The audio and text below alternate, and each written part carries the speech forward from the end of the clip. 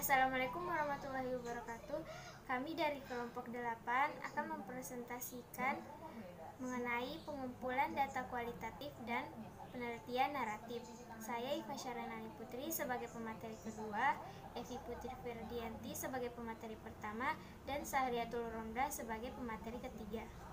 Warahmatullahi wabarakatuh. Saya Evi Putri Ferdianti. Di sini saya sebagai pemateri pertama. Saya akan menjelaskan tentang pengertian kualitatif. Penelitian kualitatif. Pengertian kualitatif. Penelitian kualitatif merupakan sebuah penelitian untuk menguji teori subjektif dengan memeriksa hubungan antara objek penelitian. Menurut Denzim dan Lincoln menyatakan bahwa penelitian kualitatif adalah penelitian yang menggunakan latar alamiah sebagai sumber data dengan maksud menafsirkan fenomena yang terjadi dan dilakukan dengan cara melibatkan berbagai metode yang ada. Yang selanjutnya itu metode pengumpulan data kualitatif. Yang pertama, wawancara. Wawancara memiliki beberapa definisi tergantung konteksnya. Menurut Moleong, wawancara adalah percakapan dengan maksud tertentu. Percakapan ini dilakukan oleh dua pihak, pewawancara atau interview dan terwawancara atau interviewed. Yang selanjutnya ada observasi. Observasi memiliki beberapa definisi tergantung konteksnya. Dalam konteks ini, observasi difokuskan sebagai upaya peneliti untuk mengumpulkan data dan informasi dari sumber data primer dengan mengoptimalkan pengamatan peneliti. Yang selanjutnya ada studi dokumentasi. Studi dokumentasi adalah upaya untuk memperoleh data dengan melihat atau menganalisis dokumen-dokumen berkaitan dengan masalah yang diteliti. Yang selanjutnya itu ada diskusi fokus.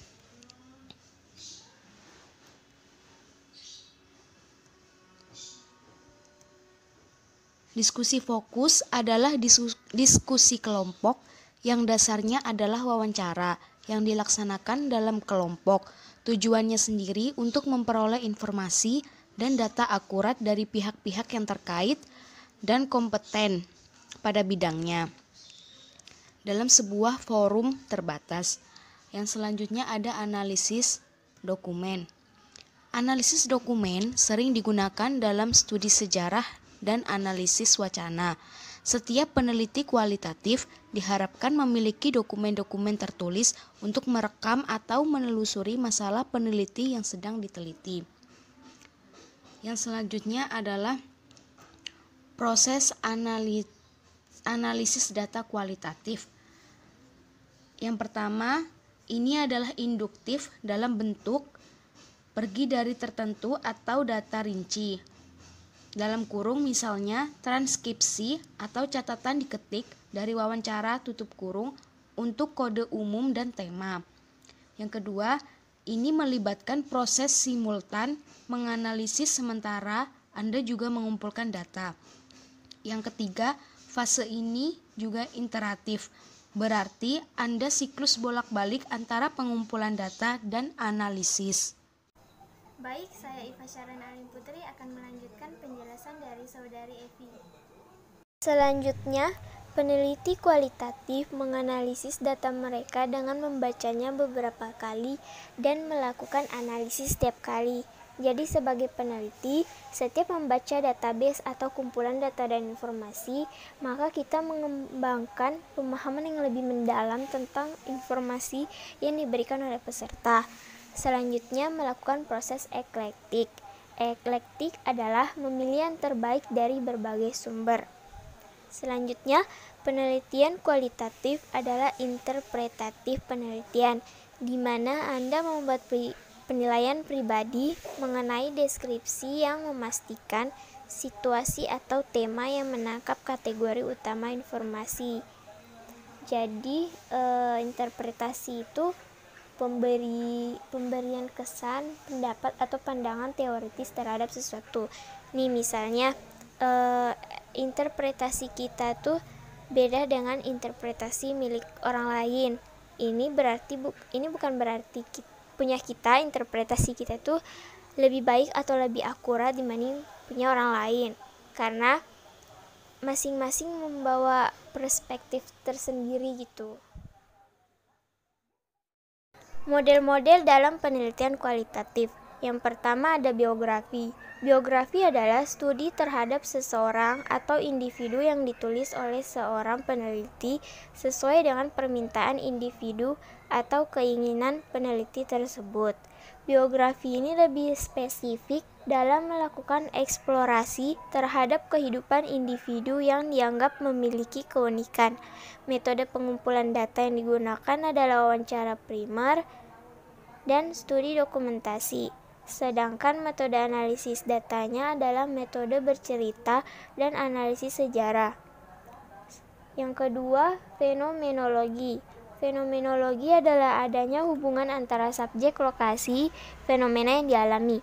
Fenomenologi lebih spesifik dalam memahami inti dari pengalaman individu yang berkaitan dengan suatu fenomena tertentu. Metode pengumpulan data yang digunakan adalah wawancara mendalam dengan banyak subjek atau lebih dari 10 subjek. Sedangkan metode analisis datanya adalah analisis pernyataan, analisis arti, dan deskripsi umum suatu pengalaman. Yang ketiga ada grounded theory. Merupakan model dalam penelitian kualitatif yang terdapat beberapa pedoman induktif yang sistematis untuk menggali, melakukan analisis, sintesis, dan menyusun suatu konsep data kualitatif untuk tujuan akhir, yaitu mengkonstruksi suatu teori. Model penelitian ini terfokus dalam menemukan suatu teori berdasarkan data yang didapatkan langsung di lapangan. Metode pengumpulan data ini dilakukan dengan wawancara lebih dari 20-30 subjek atau wawancara dengan banyak subjek untuk menetapkan kategori dan teori secara detail. Selanjutnya, yang keempat, etnografi. Merupakan salah satu model penelitian kualitatif yang mempunyai akar sejarah yang penuh dengan kontroversi. Model penelitian ini terfokus untuk memberikan gambaran dan melakukan interpretasi dari suatu budaya dan kelompok sosial. Metode pengumpulan datanya secara observasi dan wawancara primer dilakukan di lapangan dengan rentang waktu yang relatif lama. Metode analisis data yang dipakai ada 3, yaitu deskripsi, analisis, dan interpretasi. Yang kelima, case study adalah suatu model yang menekankan adanya eksplorasi dari suatu sistem yang terbatas pada beberapa kasus secara rinci, disertai dengan pendalaman data yang melibatkan beragam sumber informasi yang kaya akan konteks. Penelitian ini berfokus pada pengembangan analisis yang mendalam dari suatu kasus tunggal atau kasus jamak. Metode pengumpulan data penelitian ini dapat menggunakan berbagai macam metode, misalnya wawancara, observasi, studi arsip, dokumentasi, pemeriksaan fisik, dan lain sebagainya. Metode analisisnya adalah analisis deskripsi, analisis tema, dan asersi. Baik, saya Sahriatul Romda. Saya di sini akan menjelaskan tentang penelitian naratif, jenis-jenis penelitian naratif, dan karakteristik utama penelitian naratif. Untuk yang pertama yaitu penelitian naratif. Penelitian naratif adalah suatu laporan bersifat narasi yang mendefinisikan urutan kejadian tertentu.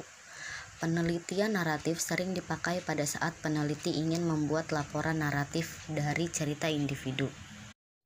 Jadi dapat disimpulkan bahwa penelitian naratif adalah pemahaman yang berfokus pada peristiwa secara terperinci. Pada penelitian narasi menggambarkan kehidupan individu, mengumpulkan dan bercerita tentang kehidupan manusia, dan menulis narasi dari pengalaman individu. Menurut Welek dan Warren, pola utama fiksi naratif sifatnya yang mencakup unsur penceritaan seperti yang pertama yaitu plot atau alur, yaitu peristiwa yang terjadi secara susul-menyusul atau sebuah kejadian yang diikuti oleh kejadian lainnya.